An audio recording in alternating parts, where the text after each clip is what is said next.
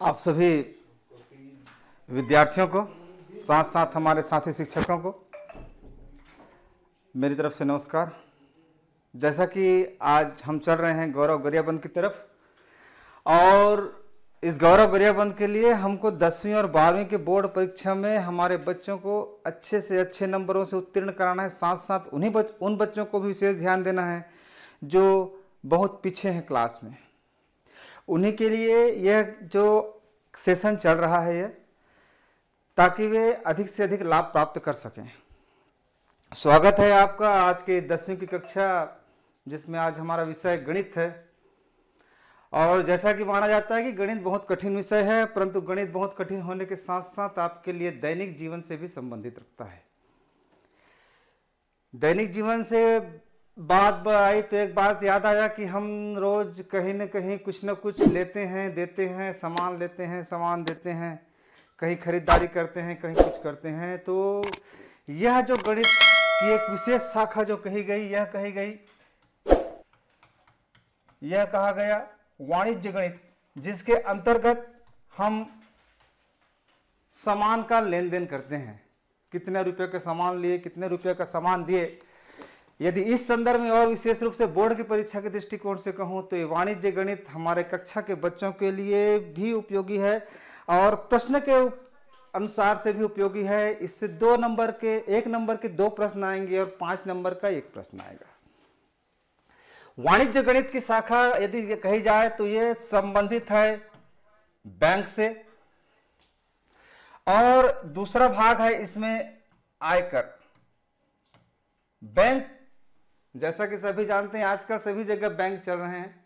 छोटे छोटे गांवों में भी पोस्ट ऑफिस भी एक बैंक की तरफ हमारा कार्य कर रहा है, एक समिति भी बैंक की तरह कार्य कर रही है। और जो बैंक तो है ही है, स्टेट बैंक हो, चाहे यूनियन बैंक हो, चाहे पंजाब नेशनल बैंक हो या एक्सिस बैंक, जो भी बैंक है। तो बैंक का मुख्य कार्य क्या है?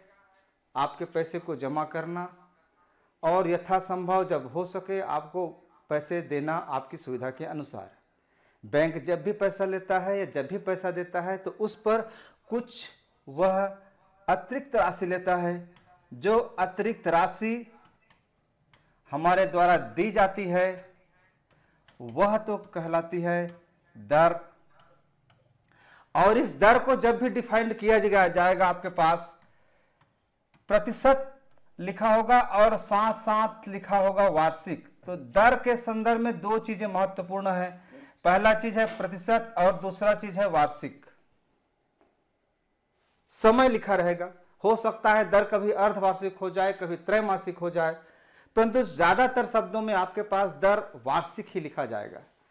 दूसरा चीज, जब कोई राशि की बात करें तो वह राशि एक निश्चित समय के लिए होगी। वह समय माह में हो सकती है, वह समय वर्ष में भी हो सकती है, वर्षों में भी हो सकती है और दिनों में भी हो सकती है। तो बैंक आपको कुछ समय के लिए कुछ राशि उपलब्ध कराता है। जो राशि आपको बैंक उपलब्ध कराता है वह तो आपके पास, जैसा कि सभी जानते हैं, वह राशि कहलाती है मूलधन। और जो अतिरिक्त राशि लास्ट में आपसे लेता है वह है ब्याज, जो हमको ब्याज के साथ वापस मिलता है या जिसको हम ब्याज के साथ जमा करते हैं। इन दोनों राशियों को जो जमा किया जाता है एक मुश्त अंतिम में, वह राशि है मिश्र धन। बैंकिंग के संदर्भ में ये 5 शब्द महत्वपूर्ण हैं: दर, समय, मूलधन, ब्याज और मिश्र धन। ये सामान्य राशि है जो आज तक आपके पास बोलचाल की भाषा में आई गई होगी। नहीं आई गई होगी तो फिर से आप एक बार देख लीजिएगा। दर, समय, मूलधन, ब्याज और मिश्र धन। पर साथ ही साथ एक और नया टर्म आया है। हमारे पास हर समय यदि आय आती जाए, लगातार हमारे पास आय आती जाए, तो उस आय को भी हम निश्चित समय के लिए जमा करते जाते हैं। यदि राशि को एक निश्चित समय के लिए जमा कर दी जाए, निश्चित समय के लिए एक बार में जमा कर दें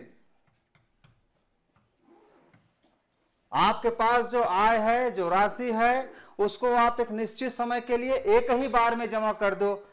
तो इस तरीके का जो खाता है जो आपके पास है वह है सावधि खाता। चूंकि एक बार में ही जमा कर दिया गया, इसको अंग्रेजी में बोल सकते हैं फिक्स डिपॉजिट। वह राशि जो एक निश्चित समय के लिए एक मुश्त जमा की जाती है वह कहलाती है फिक्स डिपॉजिट या सावधि जमा खाता। परंतु यदि निश्चित राशि को आप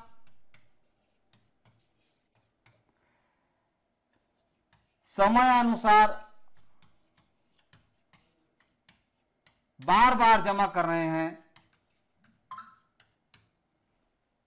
कहने का मतलब हर महीने जमा कर सकते हो, हर 3 महीने में जमा कर सकते हो, हर साल जमा कर सकते हो, यदि इस तरीके से जमा कर सकते हो तो ये आवर्ती है। आवर्ती का मतलब होता है रिपीट होना।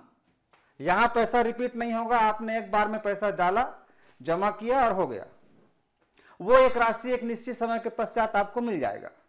परंतु यहां आवर्ती जमा खाता में क्या होगा, हर महीने जमा कर सकते हैं। जैसे समिति होती है, गांव में जो समितियां होती है वो हर महीने समिति जमा करती है। हमारे पास पैसा एक निश्चित समय के पास हुआ, हम 2 महीने में, 3 महीने में, 6 महीने में हर बार जमा कर सकते हैं। यह आवर्ती जमा खाता है। इस टाइप के प्रश्न आपके पास प्रश्नावली 1 में है। वाणिज्य बीजगणित के पहले अध्याय में 2 गणित है आपके पास, एक आवर्ती जमा खाता और एक सावधि जमा खाता। सावधि जमा खाता कुछ नहीं जिसमें आप इस शब्दों को समझे हैं, दर, समय, मूलधन, ब्याज और निश्चित धन, इसके संदर्भ में है। सावधि जमा खाता में ये शब्द जरूर आएंगे। सावधि में दर भी आएगा, समय भी आएगा, मूलधन भी आएगा, ब्याज भी आएगा और मिश्र धन भी आएगा। आवर्ती में ऐसा नहीं आएगा क्या? आवर्ती में यह जो शब्द है मूलधन, आवर्ती में यदि मैं कहूं तो यह शब्द जो है ये मूलधन वाला शब्द इरेजिंग है, इरेज है, एक साथ नहीं है। क्योंकि पैसा हर बार जमा होगा, ब्याज तो मिलेगा ही मिलेगा, दर तो वहां लगेगा ही लगेगा, समय वहां होगा, पैसा दोनों मिला के कुल मिला के जमा पैसा आएगा, वो मिश्र धन होगा। मूलधन का जो शब्दावली है आवर्ती में थोड़ा सा अलग तरीके से डिफाइन किया गया है। आगे देखेंगे इसको। तो कुछ प्रश्न बनते हैं, यदि एक राशि निश्चित समय के लिए निश्चित दर पर जमा की जाती है तो वो कौन सी राशि कहलाएगी? आप कंफ्यूज मत होइए, वह सावधि जमा खाता है, उस सावधि जमा खाता का प्रकार है। यदि राशि को हर निश्चित समय में निश्चित समय तक लगातार जमा किया जाए, एक निश्चित समय के पश्चात उसकी पुनरावृत्ति होती रहे, ऐसा खाता कहलाएगा आपके पास आवर्ती जमा खाता। आगे चलते हैं। आवर्ती जमा खाता में जो है, आवर्ती जमा खाता कैसे आएगा? आवर्ती जमा खाता तथा गणना आप किस तरीके से करेंगे? आवर्ती जमा खाता और यह गणना किस तरीके से करेंगे? इसके पहले जो बताया था आवर्ती खाता क्या है और सावधि जमा खाता क्या है, ये एक एक नंबर के प्रश्न हैं। जब भी पूछा जाएगा तो उसको फिल इन द ब्लैंक्स में या फिर बहुविकल्पी में ज्यादा पूछा जाता है। मेल करो या कभी कभी सावधि जमा खाता के संदर्भ में एक शब्द आएगा उसको बताऊंगा, वो पूछा जाता है। परंतु आवर्ती जमा खाता में गणना कीजिए, जब भी आपको पूछा होगा आप पिछले क्वेश्चन को 10 साल 12 साल के क्वेश्चन उठा के देख लीजिए, हमेशा 4 से 5 नंबर के क्वेश्चन यहाँ पे जरूर पूछे गए हैं और बहुत इजी प्रश्न है। आवर्ती जमा खाता में बहुत ही सरल तरीके हैं हल करने के। आवर्ती जमा खाता में पहले आपको क्या करना है, गणना करना है। तो पहले आपको गणना करना है, किसका गणना करना है? ब्याज का, जो समय दिया है उसके लिए। और दूसरा जो गणना करना है कुल राशि। कौन सी राशि? कुल जमा राशि की गणना करनी है। उसके बाद इन दोनों को जोड़ के ये जो निकलेगा, ये निकलेगा कुल परिपक्वता राशि। 3 स्टेप में ये प्रश्न हल होंगे, याद रखिएगा। जब भी आप आवर्ती जमा खाता के संदर्भ में प्रश्न कहीं भी है तो आपको 3 स्टेप निश्चित होंगे। ब्याज होगा, कुल जमा राशि होगी और कुल परिपक्वता, या ब्याज के संदर्भ में और कुछ दूसरा पूछा होगा मतलब की बात अलग है। यदि कुल परिपक्वता राशि पूछ रही है तो आप 3 स्टेप याद रखें। ब्याज निकालेंगे, कुल राशि जमा निकालेंगे और कुल परिपक्वता निकालेंगे। जैसे एक छोटा सा उसमें से एक प्रश्न देखेंगे, क्या हो सकता है, क्या करें उसके लिए कि ये प्रश्न किस तरीके से प्रश्न आएंगे। जैसे कि हम हर महीने पैसा जमा कर रहे हैं कि हर माह जमा कर रहे हैं। आपके पास जो प्रश्नावली है, आपके पास जो पुस्तक है, उसमें जो पैसा है वो जनरली आपके पास हर महीने जमा किया गया है, हर महीने जमा किया गया है। तो इसमें ब्याज से संदर्भ में सूत्र क्या क्या है, क्या क्या शब्दावली यूज की गई है, इसको जरा देख लें। ब्याज बराबर पहला समझ है मासिक जमा धन। हम ब्याज बराबर जनरली क्या लिखते हैं, मूलधन गुणित दर गुणित समय। मैंने पहले ही कहा था आवर्ती जमा खाता में मूलधन का शब्दावली नहीं आएगा। मासिक जमा धन गुणित दर गुणित समय। समय फिर विलोपित होगा, यहां पे फिर समय नहीं है। कैसे समय नहीं है, वहां पे आपको समय नहीं, समय वहां नहीं आएगा। मूलधन गुणित दर गुणित समय बटे 100 नहीं लिखना, मासिक जमा धन गुणित दर बटे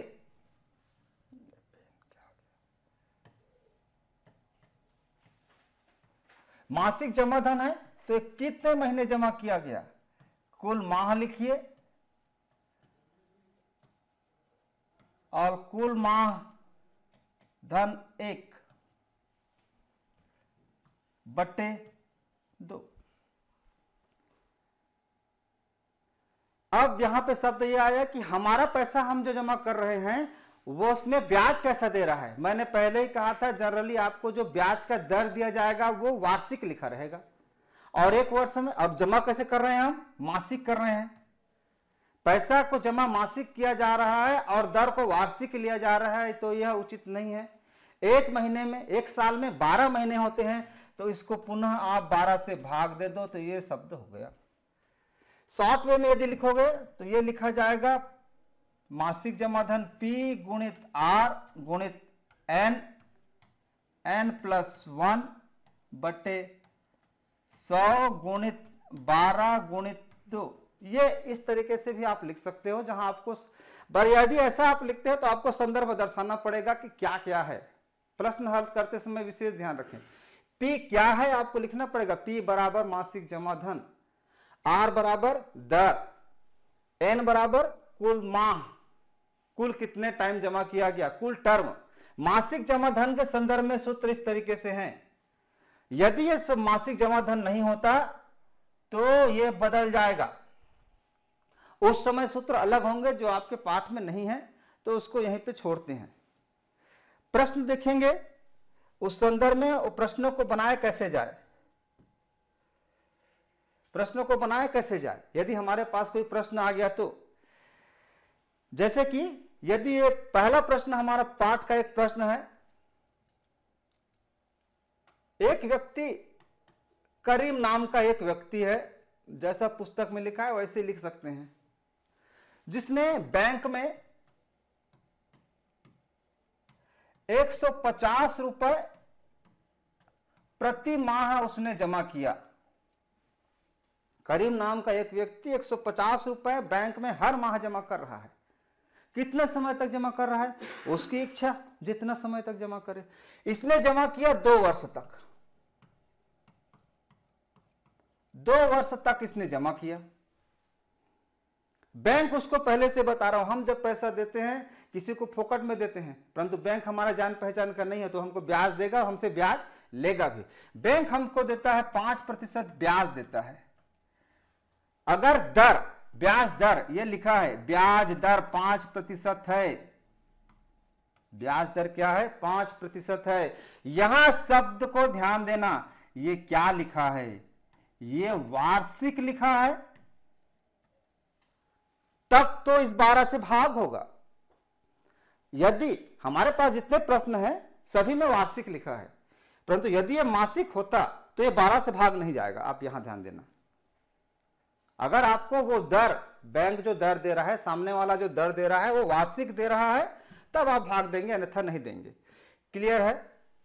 करीम ने 150 रुपया हर महीना जमा किया। कितने साल तक जमा किया? 2 साल तक जमा किया, और बैंक ने उसको 5% वार्षिक ब्याज दर दिया, मैंने एक्स्ट्रा पैसा दिया। तो कुल परिपक्वता राशि क्या होगी? कुल परिपक्वता राशि क्या होगी? मैंने पहले से बताया था, इस टाइप के प्रश्नों को बनाना है तो 3 स्टेप। पहले निकालेंगे ब्याज, तो ब्याज का सूत्र हमारे पास है। मासिक जमा धन कितना है देख लेते हैं अपन। हमारे पास मासिक जमा धन है, कितना है? 150 रुपए। दर कितना दिया है उसने? दर दे रहा है 5% वार्षिक। समय, माह, कुल माह कितना है? कितने वर्ष? 2 वर्ष। 1 वर्ष में कितने माह? 12 माह। तो 2 वर्ष में कुल कितने माह हो गए? 24 माह। 3 चीजें जरूर लिखना, मासिक जमा धन, दर और कुल माह। तो इस स्थिति में हमारा ब्याज आएगा, मान को रखें, मासिक जमा धन की जगह लिखेंगे 150 गुणित दर की जगह लिखेंगे 5 गुणित माह की जगह लिखेंगे 24, और ये क्या है? ये क्या है?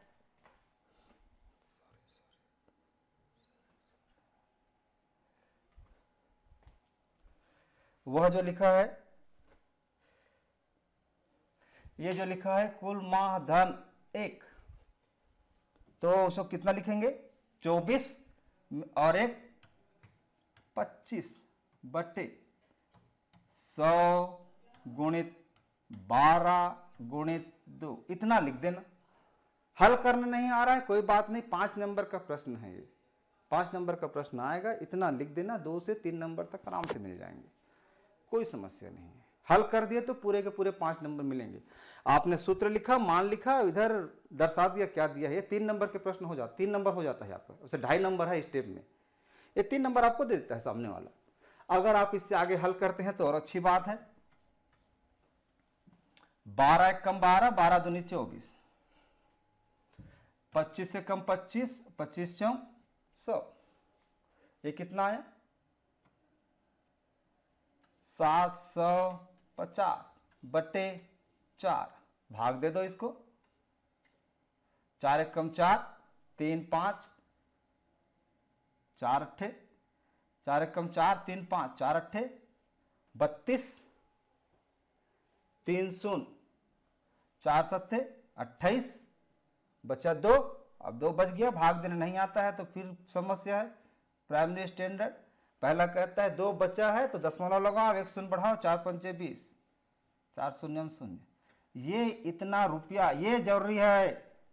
यूनिट लिखना भी जरूरी है, रुपया लिखो। ये ब्याज आया है, पहला स्टेप हो गया आपका ब्याज।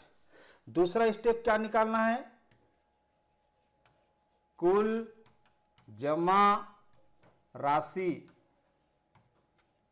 कुल जमा राशि कितना? कुल जमा राशि, ये पहला स्टेप हो गया हमारा। दूसरा निकालते हैं, पेन बदल लेते हैं।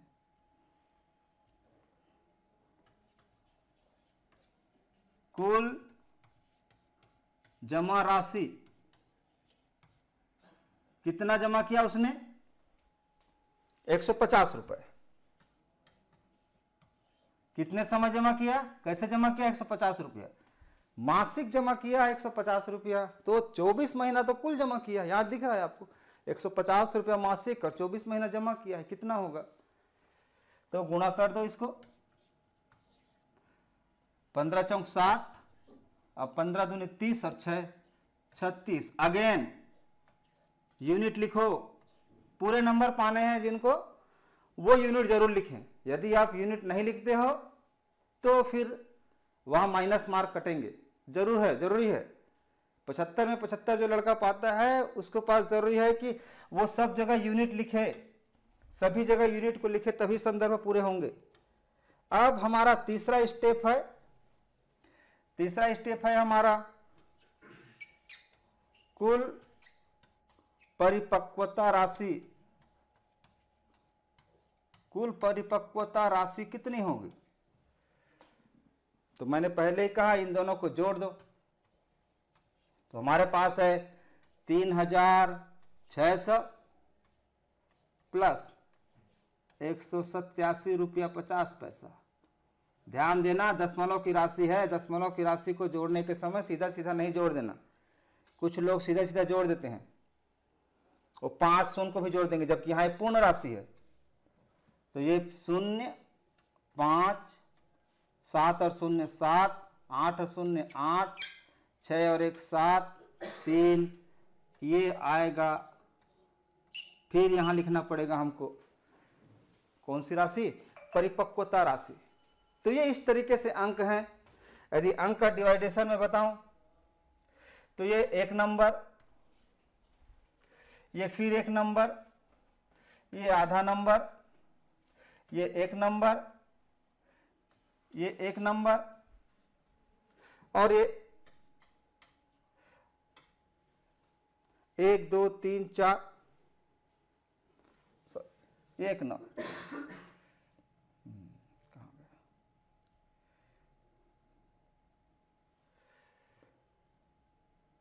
ये आधा नंबर तक आ जाएगा इसमें, आधा से 1 नंबर। इस तरीके से यहां पे आपके पास ये 5 नंबर बनेंगे। ये 5 नंबर पूरे मिलेंगे। यहां तक आओगे तो यूनिट पूरा लिखा जाएगा। तो पहले से बोल रहा हूं, कुछ कुछ कभी कभी 2.5 नंबर 3 नंबर तक मिल जाता है। अगर आपको हल करने नहीं आता है तो भाई हल करने आना चाहिए। बाकी और बहुत ही आसान है गुणा करने, आराम से ऊपर ऊपर का गुणा कर दो। हल करने नहीं आ रहा है और नीचे नीचे का गुणा कर दो, भाग नहीं दोगे चल जाएगा। अंतिम रफ में भाग देते रहो, यहां तक तो कम से कम बना ही लो। पूरे नंबर ना मिले 3 नंबर तो आराम से आपको मिल जाएंगे। आवर्ती जमा खाता में एक बार फिर से बता दूं, जब भी दिया जाएगा तो आपको लिखना पड़ेगा। क्या क्या लिखना पड़ेगा? आप जो दिया है उसमें हमेशा इसको लिखो, मासिक जमा धन क्या है, दर क्या है, कुल माह क्या है। 2 बार से 3 बार प्रश्नों को पढ़ो, तब आप उस प्रश्नों को अच्छे से बना सकते हैं। और ये 5 नंबर के प्रश्न हैं, केवल 1 से 2 प्रश्न आते हैं। एक इसको देता है तो दूसरा आवर्ती जमा खाता देगा, ये सावधि जमा खाता का देगा, और नहीं तो एक ठोक आयकर का देता है। तो आयकर में जनरली जब भी प्रश्न आया है तो दोनों आयकर देते हैं, और आयकर को रिपीटेशन नहीं करता, परंतु ये हमेशा रिपीट होने वाले प्रश्न हैं और बहुत ही इजी वे में बनने वाले प्रश्न हैं। मासिक जमा धन दर गुणित कुल माह धन 1/100 गुणित 12 गुणित 2। ये सूत्र जो है, ये जो सूत्र है, इसको आप हाईलाइट कर ले रहो और अपने कॉपी में जहां पढ़ते हो वहां लिख के रख ले रहो। ये आवर्ती जमा खाता का ब्याज निकालने का सूत्र है। जब भी आपके पास ऐसा कोई प्रश्न आए तो इस तरीके से उसको हल कीजिएगा। ठीक है, आगे देखते हैं। का तो मिटा देता हूं मैं, एक बार फिर से देख ले रहे हो क्या क्या लिखना है। पहले लिखना है आपको मासिक जमा धन दर और कुल माह। दर आप देख ले रहे ना, वार्षिक ही लिखा है। हमारे पास जो पुस्तक है, हमारा जो सिलेबस है, उसमें सभी दरों को वार्षिक लिखा है, कहीं मासिक नहीं लिखा है। परंतु यदि आप कहीं गणना में, आप अपने जीवन में कहीं चले गए, वहां यदि ब्याज की राशि दर जो है अर्धवार्षिक हो जाए, तिमाही हो जाए, तो उसके अकॉर्डिंग यहाँ जो दर है उसको आप चेंज करना, परंतु यहाँ चेंज मत करना। यहाँ जैसा है एज इट इज ऐसे ही रहेगा। यदि आप कहीं जाते हैं और ये जो मासिक जमा धन है ये अर्धवार्षिक जमा कर सकते हो 6 महीने में एक बार, तो भी वो सूत्र फिर बदल जाएगा। वहां के लिए सूत्र अलग है, वहां से फिर अलग से डेरिवेशन निकलेगा। ठीक है, तो जब भी निकालोगे मासिक जमा धन दर और कुल माह पहले लिख लेना, उसके बाद ब्याज के सूत्र को लिख के उसमें मान रखना और मान रख के हल करना। और जरूरी है ये यूनिट हमेशा लिखा जाए। गणित में सबसे महत्वपूर्ण यूनिट है। हमने 187.50 पाया, क्या है? रुपया है, पैसा है, हाथी है, घोड़ा है। ये कुल जमा राशि 3600 आया, ये क्या है? हाथी है, घोड़ा। ये लिखना जरूरी है, राशि लिखना जरूरी है, इकाई को लिखना जरूरी है। अच्छे नंबर प्राप्त करने के लिए यदि आप इकाई नहीं लिखते हो तो भी मार्क्स कट जाते हैं, गणित में खास तौर से। चलिए दूसरा चीज देखते हैं और कुछ ऐसा ही निकले प्रश्न, यह कोई जरूरी नहीं है। यदि एक व्यक्ति ने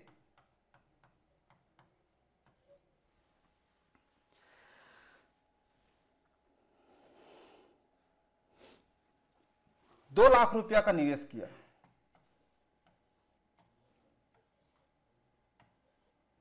₹2,00,000 जमा किया या निवेश किया,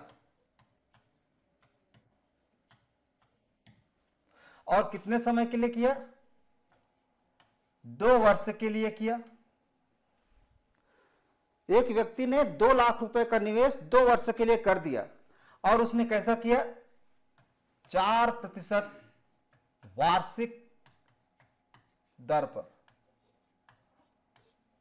इसके पहले जो प्रश्न था उसमें देखते हैं। करीम ने जमा किया था ₹150 प्रति माह, कितने वर्ष के लिए? 2 वर्ष के लिए, 5% वार्षिक दर पर। दोनों में देखो, इधर भी दर लिखा है, यहां भी समय लिखा है, यहां भी समय लिखा है, वर्ष में यहां भी समय, वहां भी समय, परंतु यहां निवेश कैसा है? एक मुश्त निवेश है। यदि इस फर्स्ट लाइन को देखें, यहां तक, तो यहां जो निवेश है वो एक मुश्त है, और यहां जब देखें तो वो निवेश हर महीने हो रहा है। इसका मतलब ये दोनों अलग अलग चीजें हैं, सेम चीज नहीं है। समय तो 2 वर्ष है, वहां भी समय 2 वर्ष है, मैं आगे बात नहीं कर रहा हूं। तो ये दोनों अलग अलग टाइप के प्रश्न हैं। यह प्रश्न और यह प्रश्न दोनों अलग अलग हैं, और खाते भी अलग अलग होंगे। ये जो खाता अभी हम पढ़े, आवर्ती जमा खाता का प्रश्न है, और इसके ऊपर वाला जो प्रश्न है वो आपके पास सावधि जमा खाते का प्रश्न है। ये सावधि जमा खाता का प्रश्न है। तो सावधि जमा खाता, चूंकि ये सावधि जमा खाता है, एक साथ जमा किया है, एक मुश्त इसने जमा किया है, तो ये सावधि जमा खाता है। तो सावधि जमा खाता को, इस टाइप के प्रश्नों को यदि हमको कुल परिपक्वता राशि क्या होगी, यहां लिखा जाएगा। एक चीज और, यदि, ये इसको ध्यान देना, ब्याज दर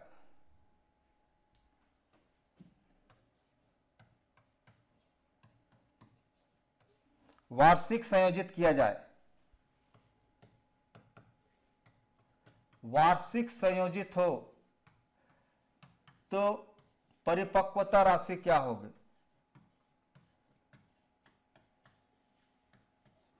हाईलाइट जो किया गया उसको ध्यान देना, ये चीजों को ध्यान दो। ब्याज दर के में एक शब्द लिखा है संयोजन। इसके पहले कभी आपको संयोजन नहीं मिलेगा। जहां भी ऐसा शब्द मिले आपको, जहां भी इस टाइप के प्रश्न में संयोजन वाला शब्द मिले, समझ जाना वो संबंधित है किससे? सावधि जमा खाता से। जहां भी ऐसा संयोजन लिखा हो, और इस संयोजन के अनुसार से, संयोजन के अकॉर्डिंग दर चलेगा, संयोजन के अकॉर्डिंग समय चलेगा। संयोजन कैसा है? वार्षिक है, दर भी वार्षिक में चलेगा। संयोजन कैसा है? वार्षिक है, समय भी वार्षिक में चलेगा। और इस स्थिति में जो सूत्र है, कुल राशि जिसको कहा जाता है परिपक्वता राशि हम जो कहते हैं, इस स्थिति में कुल परिपक्वता राशि एक साथ निकलेगी, या जिसको कहते हो मिश्र धन बराबर मूलधन एक धन दर बट्टे 100 की घात समय। एक बार फिर से बता दूं, सूत्र को लिखते समय यहां ये जो दर लिखा है इसके सामने धन ऐसा लिखना। कुछ लोग दर कैसा लिखते हैं उसको बता रहा हूँ, ये चिन्ह वो कैसे लिख देते हैं। कुछ लोग चिन्ह ऐसा लगा देते हैं इस तरीके से, इस तरीके से मत करना, इस तरीके से मत करना। कुछ लोग ऐसा भी कर देते हैं, ये वाला कर देते हैं, 1 धन दर बटे 100। सूत्र को लिखते समय ऐसा ना लिखें, ये सामान्य त्रुटियां हैं यदि आप ऐसा लिखते हो। हालांकि उधर के जो जुड़े हैं उसमें नंबर मिल जाएंगे तो वो दिक्कत नहीं है, परंतु यहाँ के नंबर में वो चाहने वाला यदि यहाँ से काटा तो पूरा काट भी सकता है। आपने मान है सूत्र ऐसा लिखा है और रख अलग रहे हो, तो ध्यान देना यहाँ होने वाली गलतियों को, यहाँ पे होने वाली गलतियों को ध्यान देना। ये जो लिखा है, यह जो लिखा है सूत्र को, तो थोड़ा सा अच्छे से साफ साफ लिखो। 1 धन दर बटे 100 की घात समय। संयोजन वार्षिक है, कुछ नहीं करना है, आपको यहां पे दे दिया है मूलधन, वो आपके पास है 2 लाख, दर ये है 4% वार्षिक, समय यह है आपका 2 वर्ष। मान को रखिए एज इट इज, मान रखिए और हल कर लीजिए। ये लिख लिए अपना 2 लाख, 1 धन दर 4 बटे 100 की घात 2। फिर से एक बार बता दूं, यदि ऐसा लिखा रहेगा आपके पास, यह जो शब्द लिखा है यहां पे, इसको हल करने के लिए किस तरीके से हल करोगे? 1 धन 4 बटे 100, तो 100 चौक 4 एक कम, 100 चौक 4, 100 और 1 401 मत लिखना। 1 पूरा है, 4 बटे 100 आधा है, 100 एक कम 100 धन 4, 104 बटे 100 की घात 2।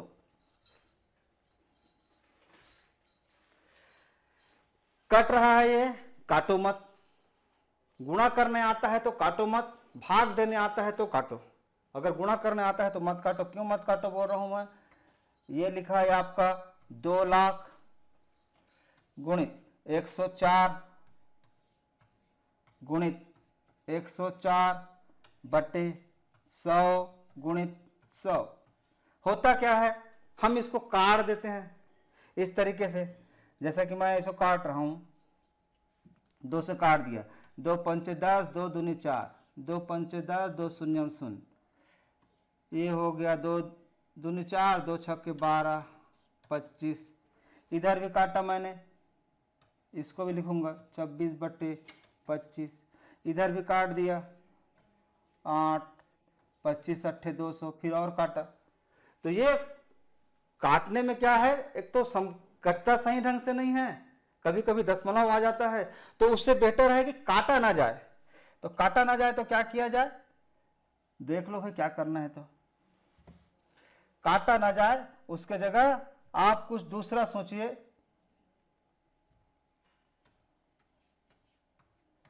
कुछ अलग ढंग से उसको बनाने का प्रयास कीजिए। जैसे कि यहां पे कहां गया,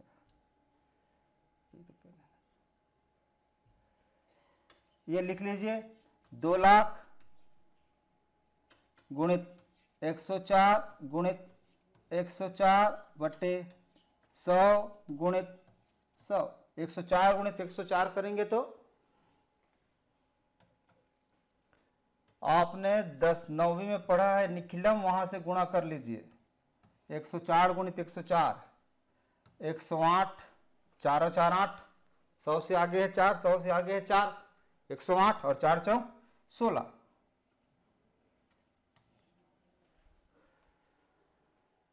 ये इस तरीके से बस।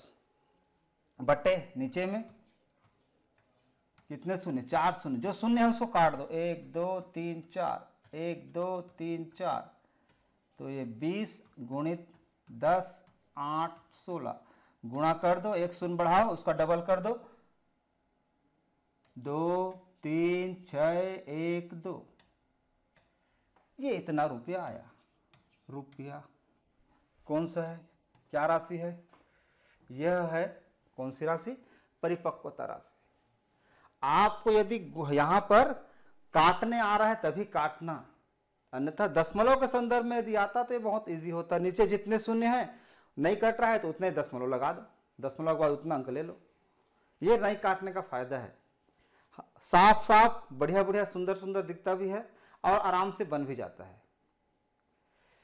ठीक है, तो ये दो में से एक प्रश्न आपके पास आएंगे, या तो आवर्ती जमा खाता से संबंधित प्रश्न आएगा या तो सावधि जमा खाता से संबंधित प्रश्न आएगा। ठीक है, आगे जब हमारी क्लास होगी तो हम इस संदर्भ में आयकर और ग्राफ के संदर्भ में कुछ जानकारियां लेंगे। ग्राफ आप हमेशा पढ़ना, ग्राफ बहुत ही सरल तरीके से ग्राफ है।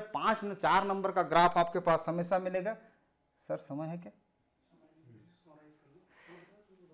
ग्राफ हमेशा ध्यान देना, ग्राफ जब भी बनाओगे तो ग्राफ में 4 चीजें हमेशा आपको मिलेंगी प्रश्न में। मैं बता देता हूं एक बार फिर से, 4 नंबर, 4 प्रश्न, 4 लाइन।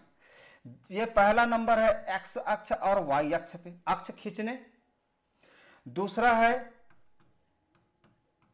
बिंदुओं को मिलाने पर, दूसरा नंबर इसमें मिलता है। एक नंबर यहां मिलेगा, दूसरा नंबर एक बिंदु को मिलाओगे। तीसरा, जो बिंदु हैं उसके क्या लिखोगे, निर्देशांक लिखने पर एक नंबर मिलेगा आपको। और चौथा, आपको प्रश्न मिलेगा पैमाना पे। ये 4 अंक इस 4 तरीके से डिवाइड है। आप अक्ष में बिंदु को लिखो, एक एक नंबर मिल जाएंगे दोनों अक्ष। मूल बिंदु ओरिजिनल लिखना, बिंदुओं को मिला दो जो पॉइंट मिल रहे हैं, एक नंबर।